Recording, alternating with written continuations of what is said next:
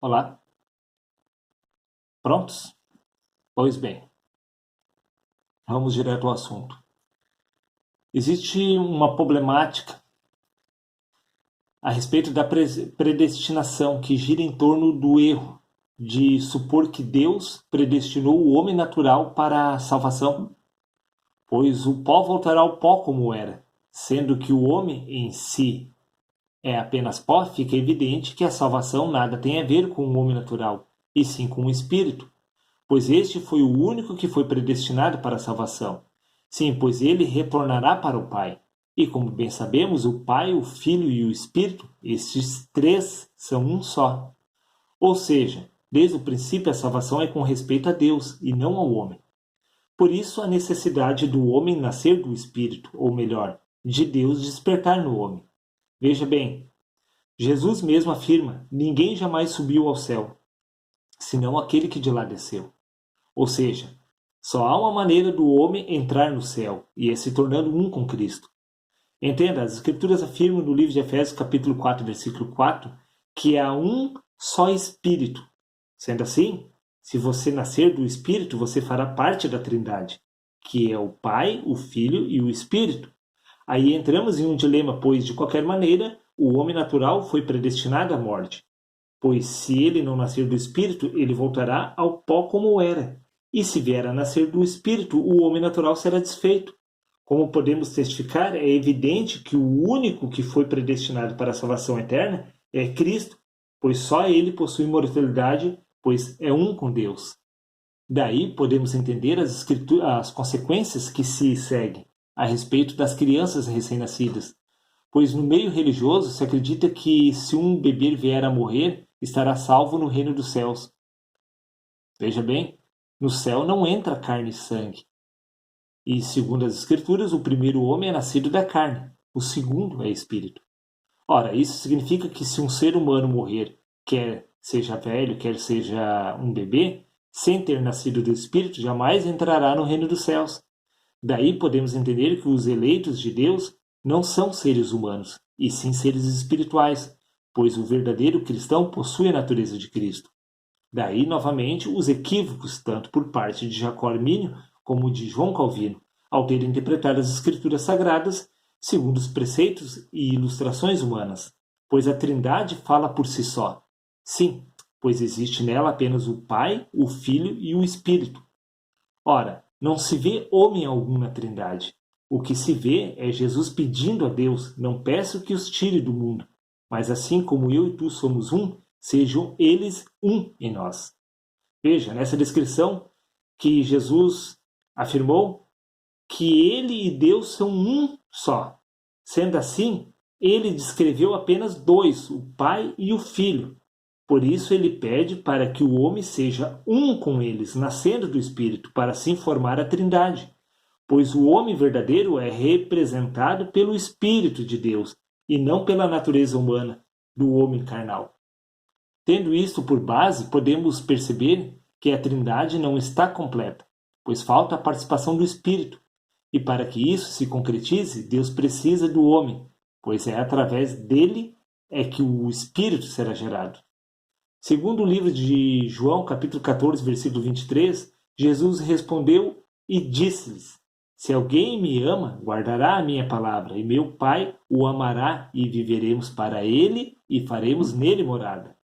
Como podemos perceber, Jesus cita ele e Deus, e que os dois se uniriam a um terceiro, representando nesta passagem por alguém que seria capaz de guardar a sua palavra e de amá-lo. E este é referente ao homem que já nasceu do Espírito. Esses três formam a Trindade. E quando isto acontecer, se cumprirá o livro de Apocalipse sobre esta pessoa.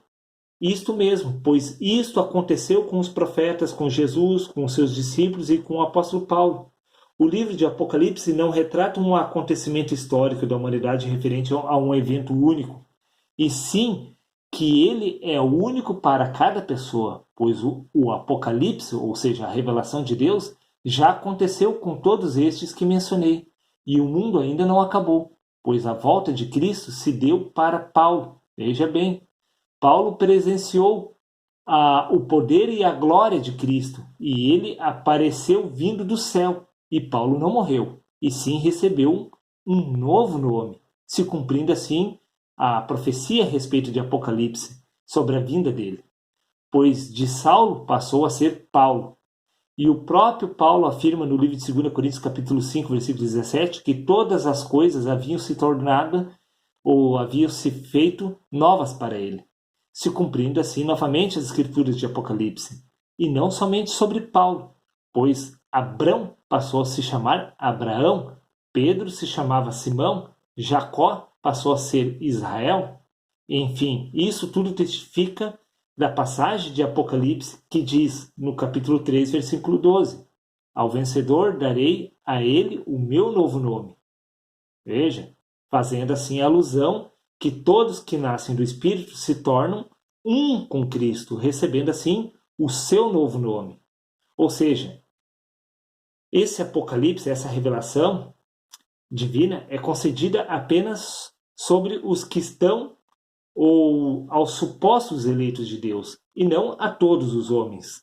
E isso significa que essa revelação divina nunca virá sobre o mundo, e sim está reservada apenas aos seus escolhidos, ou traduzindo melhor, aos que se tornarem um com Cristo e Deus, ao nascerem do Espírito Santo. Dessa forma, podemos concluir que o único que foi eleito ou que será eleito é o Espírito, o qual fará parte da Trindade. Por isso, se esforce para nascer do Espírito, ao contrário, game over. Enfim, Deus nunca planejou salvar aquilo que ele designou para a destruição.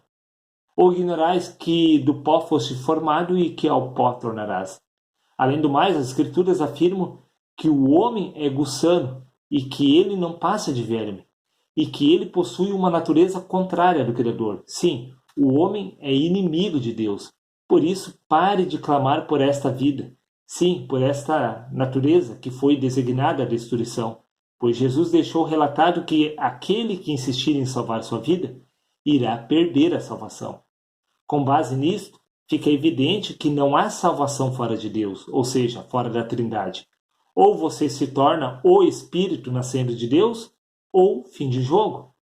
Por que digo isto? Porque no livro de 1 Timóteo, capítulo 6, versículo 16, diz: O Rei dos Reis, o Senhor dos Senhores, o único que possui imortalidade e que habita em luz inacessível, a quem nenhum dos homens jamais viu, nem é capaz de ver. Esse versículo relata que nenhum homem é imortal e também que nenhum homem foi ou será capaz de vê-lo. Dessa forma, fica evidente que nenhum homem entrará no reino dos céus. Em primeiro lugar, porque Deus estaria se contradizendo, pois ele afirmou que nenhum homem é capaz de vê-lo. E se de fato o homem estivesse no céu, é certo que ele estaria junto a Deus contemplando sua face. Em segundo lugar, porque só Deus possui imortalidade. Dessa forma, podemos entender que é impossível para o homem estar vivo no céu porque ele não é eterno e imortal. Resumindo, essa tese de que o homem é imortal e eterno é ridícula, pois essa teoria testifica contra ela mesma, pois teoricamente ou teologicamente falando, para o homem ter a vida eterna, ele precisaria estar junto de Deus.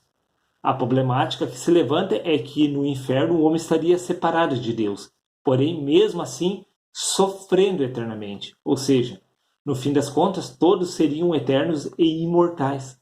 É lógico que não, pois as Escrituras afirmam que só Deus possui imortalidade. Dessa forma, podemos ver que tanto o inferno bíblico como o homem possuindo imortalidade é ridículo, espiritualmente falando. A máxima é que não há vida eterna fora de Deus. Dessa forma, para o homem possuir imortalidade, ele precisa deixar de ser homem nascendo do Espírito. Dessa forma se cumpre as Escrituras, segundo o livro de João, capítulo 1, versículo 1.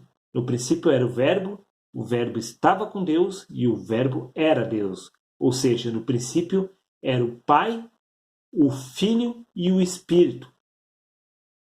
Ou seja, sempre existiu desde o princípio apenas a Trindade no reino eterno.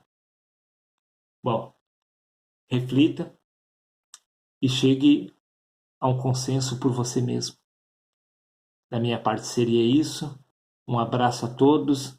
Que Deus esteja com vocês todos os dias, para todos sempre. Amém.